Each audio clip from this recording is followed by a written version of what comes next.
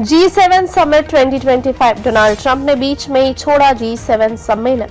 PM Modi से नहीं होगी मुलाकात, जाने वजह। कनाडा में चल रहे G7 सम्मेलन में अमेरिकी राष्ट्रपति डोनाल्ड ट्रंप बीच में ही अमेरिका लौट गए, जिससे सबको हैरानी हुई। उन्होंने ईरान को परमाणु हथियार योजनाओं को छोड़ने की चेतावनी दी और कहा कि इजरायल ने ईरान पर हवाई हमले शुरू कर दिए हैं। जो G7 समिट के दौरान ट्रंप ने रूस को फिर से शामिल करने का सुझाव दिया है और चीन को भी शामिल करने की बात कही है। कनाडा में चल रहे G7 सम्मेलन में अमेरिकी राष्ट्रपति डोनाल्ड ट्रंप ने सबको चौंका दिया। दरअसल वह बीच में ही सम्मेलन छोड़कर अमेरिका लौट गए। उन्होंने ऐसा तब किया है जब ईरान और इजरायल के बीच तनाव अपने चरम पर है। G7 समिट के दौरान ट्रंप ने ग्रुप की अहमियत को लेकर भी सवाल खड़े किए। उन्होंने कहा कि 2014 में रूस को G7 से निकालना गलत था, जिससे दुनिया अस्थिर हुई।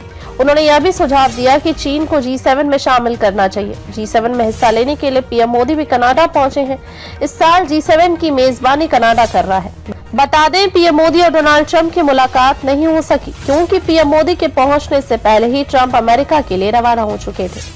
ट्रंप ने ईरान को चेतावनी दी कि उसे तुरंत अपनी परमाणु हथियारों की महत्वाकांक्षा छोड़ देनी चाहिए, वरना हालात और बिगड़ सकते हैं।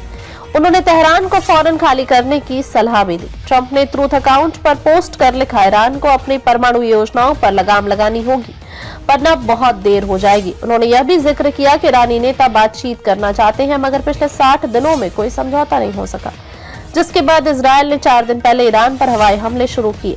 इजरायल ने ईरान के कुछ परमाणु ठिकानों को निशाना बनाया, मगर ईरान का फोर्डो यूरेनियम संवर्धन केंद्र अभी भी बचा हुआ है।